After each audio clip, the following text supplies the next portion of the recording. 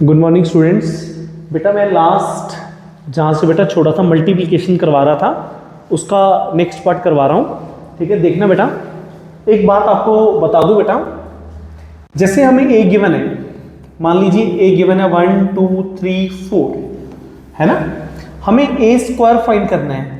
आप इसका स्क्वायर नहीं करोगे बेटा, आप ए को 2 बार लिखोगे, ए को 2 बार लिख के ऐसे लिखोगे बेटा और आगे फिर मल्टीप्लाई करोगे बेटा। वही method, first row with first column, first row with second column, second row with first column, second row with second column. ठीक है, ये वाला मेथड आप यूज करोगे। ए क्यूब भी ऐसे फाइंड होगा, ए की पावर 4 भी ऐसे फाइंड होगी। अगर ए क्यूब फाइंड करना है आप उसको ए इंटू ए लिखो, पहले इनको सॉल्व कर लो, ठीक है, देन ये लिख लो, देन इनकी मल्टीप्लाई कर लो। ठीक है बेटा, ये रूल ध्यान में रखना। देखना कुछ क्वेश्चंस करवा रहा हूं, आपको थोड़ा सा ज्यादा क्लियर हो जाएगा। देखो ये वाला क्वेश्चन इंपॉर्टेंट है। हमें ए गिवन दे रखा है और साथ में गिवन है ए स्क्वायर इक्वल टू के। के फाइंड करना है। के एक बेटा एलिमेंट है, ऐसे नहीं आप ए को ए से कैंसिल कर दो, ऐसे कैंसिल नहीं हो सकते बेटा, क्योंकि ए एक अलग मैट्रिक्स है, ए स्क्वायर एक अलग मैट्रिक्स है ना। पहले आप ए स्क्वायर देखो, ए स्क्वायर अभी मैंने अभी आपको बताया कि इसको ए इंटू ए लिखोगे, 1 माइनस 1 इंटू 1, 1 माइनस 1 इंटू 1। करो भी multiply, first row with first column, ये बन गया 1 प्लस 1। आगे बेटा, आगे फिर ये बन रहा है बेटा 2 माइनस 2 और 2। क्लियर है? आप इसमें से कॉमन भी निकाल सकते हो 2। अगर मैट्रिसेस में सारे एलिमेंट्स में से कुछ कॉमन आ रहा है तो आप कॉमन निकाल सकते हो। ठीक है, आगे बेटा हमें गिवन दे रखा है ए स्क्वायर इक्वल टू के ए। ए स्क्वायर की वैल्यू पुट कर दो बेटा। के एक एलिमेंट है, एक मैट्रिक्स है, इसको स्केलर मल्टीप्लाई बोलते हैं। मतलब आप एलिमेंट को मैट्रिक्स में अंदर मल्टीप्लाई कर सकते हो। जैसे वो ए गिवन है, आप उसको लिख सकते हो के माइनस के। ठीक है, मतलब एलिमेंट को अगर मैट्रिक्स से मल्टीप्लाई करना है तो उस एलिमेंट को मैट्रिक्स के सारे एलिमेंट से मल्टीप्लाई करना पड़ेगा। ठीक है जी, ये याद रखना। अब आपको पता है इक्वल का साइन है तो आप कंपेयर कर दो, के की वैल्यू कितनी आ गई, 2 आ गई बेटा। क्लियर है? आगे बेटा ये वाला क्वेश्चन, इसमें हमें एक्स फाइंड करना है। मल्टीप्लाई वाला रूल लगाओ बेटा, first row with first column, ये बन गया x माइनस 2। अभी रो चेंज नहीं कर सकते बिकॉज कॉलम पड़ा है। अभी इसी रो की मल्टीप्लाई आगे नेक्स्ट कॉलम के साथ, ये बन गया 0 प्लस 0। ये 0 है, एज ए इसको नल मैट्रिक्स में लिख सकता हूं। इसको मैंने ऐसे लिख लिया। सर ऐसे ही क्यों लिखा? क्योंकि ये वाली मैट्रिक्स इस फॉर्म में थी तो दोनों को इक्वल करने के लिए मैंने उसको भी ऐसे ही लिख लिया। ठीक है, ये बन गया अपना। अब देखो इक्वल कर दिया बेटा मैंने, x माइनस 2 इक्वल टू 0, तो x की वैल्यू आ गई बेटा 2। ठीक है, आगे देखना बेटा, ये दो चीजें बहुत इंपॉर्टेंट है। ये कॉम्पिटिटिव है और ये एसोसिएटिव है। इन जनरल बेटा अगर आप ए और बी कोई भी मैट्रिक्स लोगे, मान लो मैंने ये ले ली, मतलब नल नहीं ले रहा, नल मैट्रिक्स नहीं ले रहा और ए और बी को इक्वल नहीं ले रहा है ना, तो बी मैंने ये ले ली बेटा, वैसी ले ली। आप अपने हिसाब से कोई भी एग्जांपल चूज कर लेना। ठीक है, अब देखो मैं ए और बी की मल्टीप्लाई कर रहा हूं, ए और बी की मल्टीप्लाई कर रहा हूं, तो मेरा आंसर क्या आया? First row with first column, ये बन गया 2 प्लस 0, ये 2 बन गया। अब इस रो वाली की मल्टीप्लाई इस कॉलम के साथ, ये बन गया -1 प्लस 0। ठीक है, अब नेक्स्ट रो -2 + 6, -2 + 6 इज 4, 1 + 4, ये बेटा ए बी अपने पास आ गया, है ना। अब बी ए देखो बेटा, बी आगे लिख लो और ए बाद में लिख लो,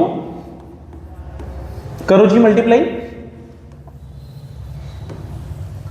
ये बन गया 2 + 1, ये बन गया 0 - 2, ये बन गया 3 - 2, ये बन गया 0 + 4, आगे आ गया 3 - 2, 1 और 4। अब देखो ए बी की मल्टीप्लाई तो ये आया 2 - 1 4 5, और बी ए की मल्टीप्लाई आया 3 - 2 1 4। अब देखो ए बी और बी ए की मल्टीप्लाई इक्वल नहीं है, ठीक है, तो आप इन जनरल ये मानो ए बी की मल्टीप्लाई बी ए की इक्वल नहीं आती, सम केसेस में आती है बेटा। अगर आप दोनों में से एक मैट्रिक्स को नल ले लो, दोनों को इक्वल ले लो, इन रेयर केसेस ये इक्वल आ भी सकते हैं, बट इन जनरल आप देखोगे तो ये इक्वल नहीं आते। और ये एसोसिएटिव है बेटा, ये इक्वली होंगे, ये ऑलवेज ट्रू है, ठीक है। अब इसमें आप घर पे जाके प्रूफ कर लेना आराम से। मैंने ए लिखा, कुछ भी ले लो, मैंने बी लिखा, मैंने सी लिखा। अब लेफ्ट हैंड साइड में मैं हिंट दे देता हूं, लेफ्ट हैंड साइड में आप पहले ए और बी को मल्टीप्लाई करोगे, ठीक है। ए और बी को मल्टीप्लाई करके जो आंसर बनेगा उसको सी से मल्टीप्लाई करोगे, और राइट हैंड साइड में आप करोगे पहले बी और सी की मल्टीप्लाई, बी और सी की मल्टीप्लाई, और जो आंसर बनेगा फिर इन दोनों की मल्टीप्लाई। आप देखोगे ये दोनों इक्वल आएंगे, ठीक है।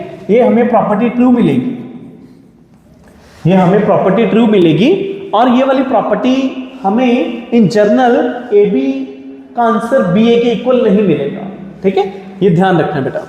नेक्स्ट देखना बेटा, ऐसा क्वेश्चन बहुत इंपॉर्टेंट है, ऐसी मल्टीप्लाई मैंने कल भी दी थी आपको, ठीक है ना।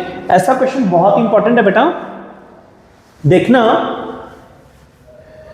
पहले तो हमें ए गिवन दे रखा है, तो मैं ए स्क्वायर फाइंड कर रहा हूं। ए स्क्वायर मुझे पता है ए इंटू ए होगा, 1 2 2 2 1 2 2 2 1, उसकी मल्टीप्लाई 1 2 2 2 1 2 2 2 1 के साथ ही ये बन गया बेटा अपना, आपको पता है मल्टीप्लाई का रूल, फर्स्ट रो की मल्टीप्लाई फर्स्ट कॉलम के साथ, और एलिमेंट भी first with first, second with second, third with third. ये बन गया 1 + 4 + 4। अब इस वाली रो की मल्टीप्लाई नेक्स्ट वाले कॉलम के साथ, ये बन गया 2 + 2 + 4। अब आगे 2 + 4 + 2। अब आगे बेटा 2 + 2 + 4, नेक्स्ट 4 + 2 + 2, नेक्स्ट 4 + 2 + 2, नेक्स्ट बेटा 2, सॉरी गलती होगी कहीं पे, 4 + 1, यहां पे देखो 4 + 1 + 4 आएगा, ठीक है। ये बन रहा है 2 + 4 + 2, ये बन गया 4 + 2 + 2, ये बन गया 4 + 4 + 1।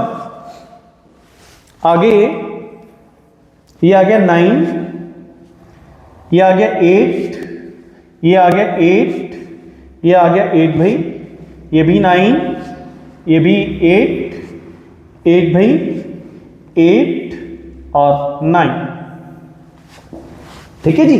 ये अपना आंसर ए स्क्वायर का है। अभी हमें प्रूफ करना है ए स्क्वायर -4a - 5i = 0। पहली बात तो जो i है बेटा वो I2 भी लिख सकते हैं, I3 भी लिख सकते हैं, अकॉर्डिंग टू गिवन लिखेंगे। हमें जो गिवन है वो 3x3 में गिवन है, तो इसके पैर में अपने आप 3 लिख लो, है ना। अब इनकी वैल्यू पुट करो, ए स्क्वायर की वैल्यू, ए स्क्वायर की वैल्यू आ गई 9 8 8 8 9 8 8 8 9। अब 4a, a की मल्टीप्लाई 4 के साथ 4 8 8 8 4 8 8 8 4। अब I3 मुझे पता है 1 0 0 0 1 0 0 0 1 होता है, और 5 एक एलिमेंट है, अभी मैंने पीछे बताया है, इसको स्केलर मल्टीप्लाई बोलते हैं। अगर एलिमेंट को मैट्रिक्स से मल्टीप्लाई करना है तो एलिमेंट की सारी मैट्रिक्स की जितनी एलिमेंट्स हैं उससे मल्टीप्लाई होगी, तो ये बन जाएगा मेरा 5 0 0 0 5 0 0 0 5। एडिशन और सब्ट्रैक्शन के रूल्स आपको पता है, कल मैंने बताए थे। देखो भाई 9 में से 4 माइनस के 5, बीच में से फिर 5 माइनस के, आंसर आया 0। 8 minus 8 0 minus 0 0, 8 minus 8 0 minus 0 0, 8 minus 8 minus 0 0, 9 minus 4 5 minus 5 0, 8 minus 8 minus 0 0, 8 minus 8 minus 0 0 0, और यहां पे भी 0। ठीक है, तो आंसर आ गया जी बेटा जी 0, जो कि अपनी राइट हैंड साइड है,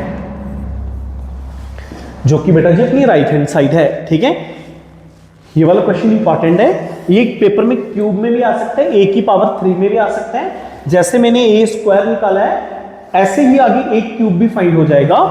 a स्क्वायर को अगेन आप a से मल्टीप्लाई कर लो, देन a क्यूब आ जाएगा। अगली बात, आप a स्क्वायर को a के साथ करो, चाहे a को a स्क्वायर के साथ, फर्क नहीं पड़ेगा।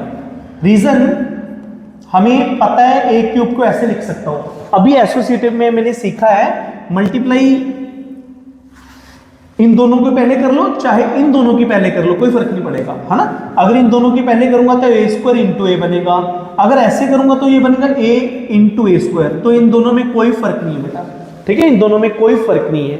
तो इस क्वेश्चन को आराम से कर लेना, इसके 3-4 क्वेश्चन आप किसी भी बुक में से उठा लेना, आप खुद प्रैक्टिस करना।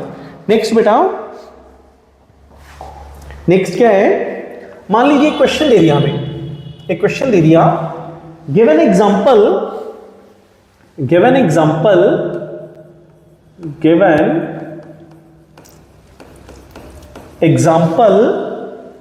in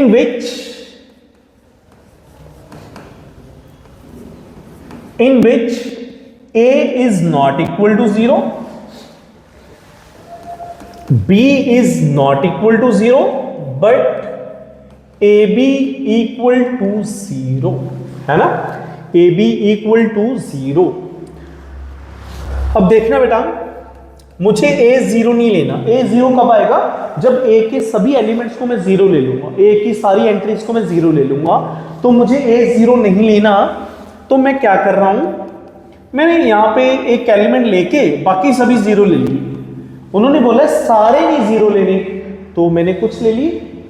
ठीक है, आगे मुझे फिर b 0 नहीं लेना, वो प्लेस छोड़ दो, मैंने यहां पे एक एलिमेंट लिख लिया। ए भी मैंने 0 नहीं लिया, बी भी मैंने 0 नहीं लिया। अब दोनों के मल्टीप्लाई करो भाई, अब दोनों की मल्टीप्लाई करो, दोनों की आप मल्टीप्लाई करो, ये बन गया 0, ये बन गया 0 भाई, ये भी बन गया 0, ये भी बन गया 0। देखो हो गया ना, हमें यही चाहिए था ना, a नहीं 0 लेना, b नहीं 0 लेना, बट ab की मल्टीप्लाई क्या है 0। कुछ बच्चे कहते हैं कि नहीं सर आप ना प्रॉपर एलिमेंट्स लो, चलो वो भी देख लो। ऐसा नहीं है कि वो हो नहीं सकता। देखो मैं कैसे कर रहा हूं, मैंने क्या किया, मैंने यहां पे 1 लिख लिया, यहां पे 2 लिख लिया। ठीक है, यहां पे 1, यहां पे 2। मुझे पता है इसकी मल्टीप्लाई इसके साथ आनी चाहिए और वो 0 बनना चाहिए, तो उस हिसाब से वहां पे लिख लो आप। मैंने यहां पे लिखा -2 और यहां पे लिखा 1। देखो जब मैं मल्टीप्लाई करूंगा ये बन गया -2, ये बन गया +2। सही है ना। अब मैंने यहाँ पे 2 लिख लिया और यहाँ पे 4 लिख लिया। अब जब मैं मल्टीप्लाई करूंगा तो क्या बनेगा, -4 + 4। ठीक है ना, बन रहा है ना। अब ऐसा ही कुछ यहाँ पे लिख लो, यहाँ पे लिख लो, यहाँ पे मैंने लिख लिया -6 और यहाँ पे लिख लिया 3। देखो बनेगा -6 + 6 0, -12 + 12 0। अब देखो मैंने ए का कोई भी एलिमेंट 0 नहीं लिया और बी का भी कोई भी एलिमेंट 0 नहीं लिया बेटा मैंने। बट आप अगर इनकी मल्टीप्लाई करोगे, अगर आप इनकी मल्टीप्लाई करोगे तो ये क्या बन रहा है, -2 + 2 0, -6 + 6 0, -4 + 4 0, -12 + 12 0। बन रहा है ना बेटा। बेटा इसलिए ना आप अपने हिसाब से बाकी प्रैक्टिस की बात है बेटा, प्रैक्टिस जितनी ज्यादा करोगे बेटा उतने ये क्वेश्चंस ज्यादा आएंगे आपको, है ना। पेपर में कुछ भी चेंज कर सकते हैं, a is not equal to b, b is not equal to 0, कुछ ऐसा कुछ भी दे सकते हैं, है ना। तो आप वहां पे एग्जांपल अपने आप अज्यूम कर लेना, पर जो भी बोलेंगे वो प्रूफ होना चाहिए। ठीक है ना बेटा। नेक्स्ट क्वेश्चन बेटा बड़ा इंपॉर्टेंट क्वेश्चन है ये, ना 1 मार्क्स में मैंने बहुत बार देखा है, ऐसा कुछ पूछ लेते हैं। ठीक है ना, जैसे मैंने एक मैट्रिक्स ली 1 2 और 3, एक मैंने बी मैट्रिक्स ली 1 2 और 3। इसमें कंफ्यूजन बेटा देख लेना, है ना। मैंने ए और बी की मल्टीप्लाई की बेटा, मैंने ए और बी की मल्टीप्लाई की, मैंने ए लिखा यहां पे 1 2 3 और बी लिखा मैंने यहां पे 1 2 3। अब पहले इसका ऑर्डर लिख लो, इसका ऑर्डर है 1 × 3 और इसका ऑर्डर है 3 × 1। बेटा ये मैच कर रही है ना, ये मैच कर रही है, तो मल्टीप्लाई तो पॉसिबल है। और जो रिजल्टिंग मैट्रिक्स का ऑर्डर होगा ना बेटा वो होगा 1 × 1। 1 × 1 का मतलब है सिर्फ आंसर में एक ही एलिमेंट आएगा, आंसर में सिर्फ एक ही एलिमेंट आएगा। देखिए आप सोचो मल्टीप्लाई करते कैसे थे बेटा, first row with first column. Row में कितने एलिमेंट भी हो सकते हैं, कॉलम में कितने भी एलिमेंट हो सकते हैं। देखो first row with first column, मैंने आपको कल भी बताया था, एक रो और एक कॉलम के कॉम्बिनेशन से एक एलिमेंट बनेगा। तो ये क्या बन गया बेटा, ये बन गया 1 + 4 + 9। अब नेक्स्ट कोई कॉलम नहीं है और रो में चेंज कर नहीं सकता बिकॉज अब मेरे पास कोई नेक्स्ट रो नहीं है। तो यही तो बेटा मेरा आंसर है, ये 1 × 1 भी तो है। अगर मैं इसको ऐसे देखूं, अगर मैं इसको ऐसे देखूं, अगर मैं b को आगे लिख लूं, b को आगे और a को पीछे लिखा बेटा मैंने, b को आगे लिख लिया बेटा मैंने, a को पीछे लिख लिया। अब इसका ऑर्डर देखो क्या है, इसका ऑर्डर है 3 × 1 और इसका ऑर्डर क्या है बेटा 1 × 3। अब ध्यान से देखो मल्टीप्लाई तो पॉसिबल है भाई बिकॉज ये सेम है, और जो रिजल्टिंग मैट्रिक्स आएगी उसका ऑर्डर क्या होगा 3 × 3। अब मल्टीप्लाई का रूल आपको पता है, first row with first column. जरूरी नहीं कि एक रो में वो 3 एलिमेंट होने ही चाहिए, वो 2 भी हो सकते हैं, वो 4 भी हो सकते हैं, वो 1 भी हो सकता है। रूल है first row with first column. तो आंसर आया 1। अभी मैं इस रो को चेंज नहीं कर सकता बिकॉज इस वाली रो की मल्टीप्लाई अब नेक्स्ट कॉलम के साथ करनी है, तो वो अगला एलिमेंट होगा बेटा, बिकॉज एक रो और एक कॉलम के कॉम्बिनेशन से एक ही एलिमेंट बनता है। जब मैंने उसी वाली रो को अगर नेक्स्ट कॉलम से कर रहा हूं वो नेक्स्ट एलिमेंट है बेटा। तो फिर आगे आ गया बेटा 3, अब ये क्या बन गया 2, ये बन गया 4, ये बन गया 6। ये बन गया 3, ये बन गया 6, ये बन गया 9। तो आप आंसर भी देखो कितना आ रहा है, 3 क्रॉस 3।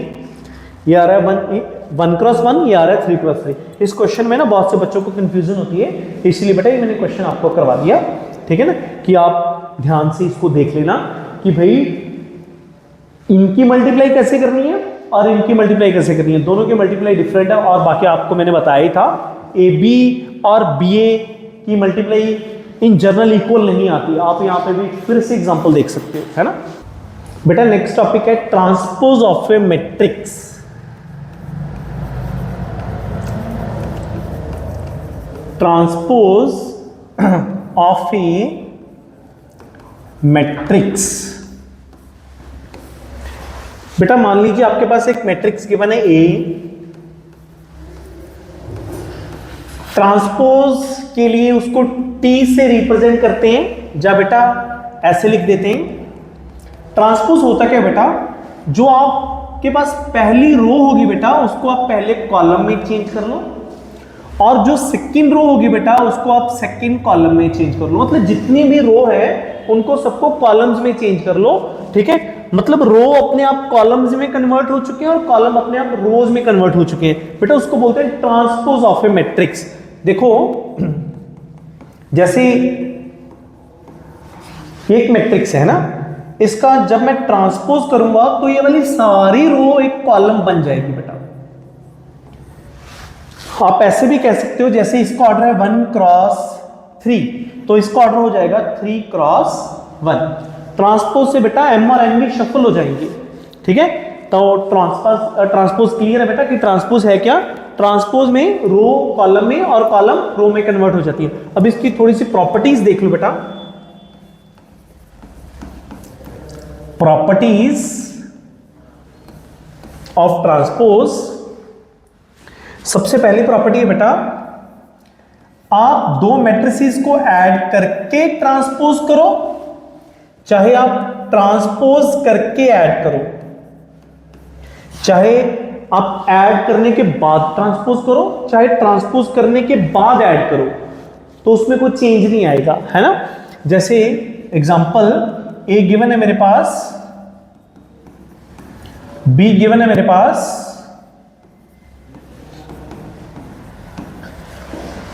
पहले बेटा मैं इनको ऐड कर रहा हूं। बेटा मैंने ऐड किया, ऐड का रूल आपको पता है, first with first, second with second, third with third, fourth with fourth. अब इनको ऐड तो हो गया बेटा, अब इनका ट्रांसपोज कर लो।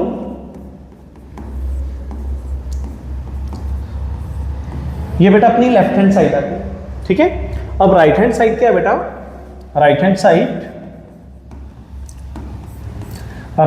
है बेटा A transpose plus B transpose. A का ट्रांसपोज करो बेटा, ए का ट्रांसपोज किया,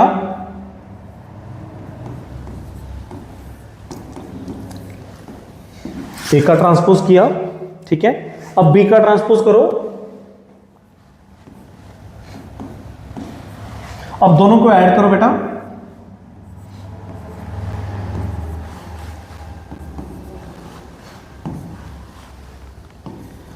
मैच करो बेटा आंसर।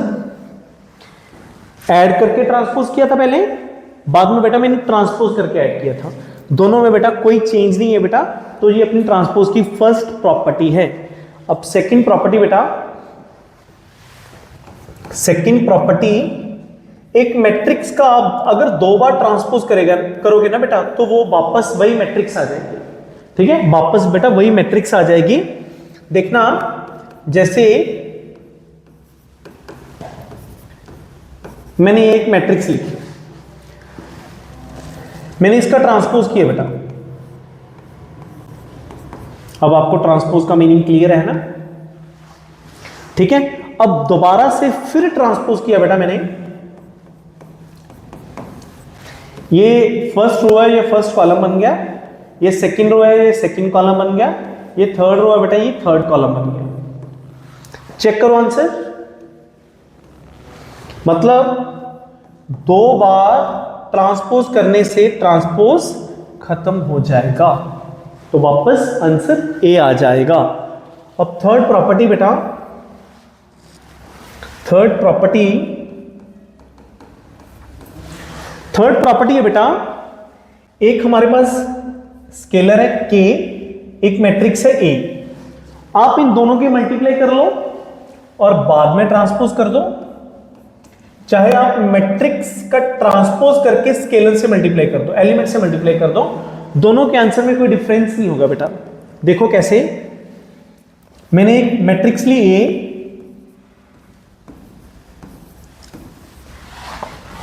उसको मैंने k से मल्टीप्लाई किया,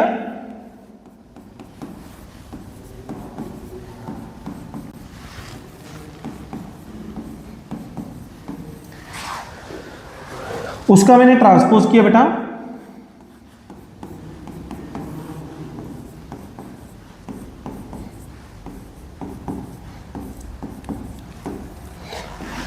ये लेफ्ट हैंड साइड आ गई है ना। अब राइट हैंड साइड बेटा,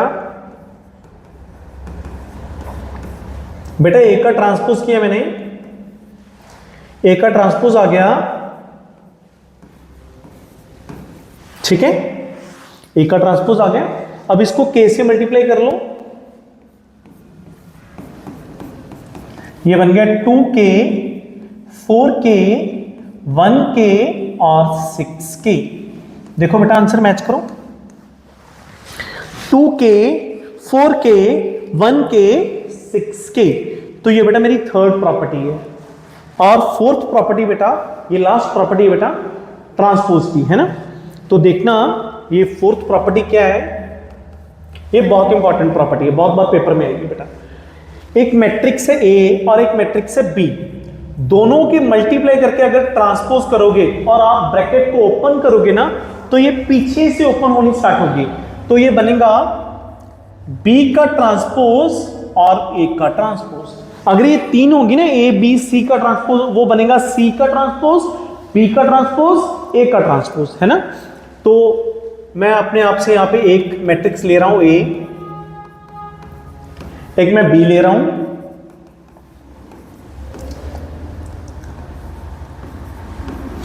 ठीक है जी। लेफ्ट हैंड साइड के लिए पहले मैं A और B की मल्टीप्लाई कर रहा हूं,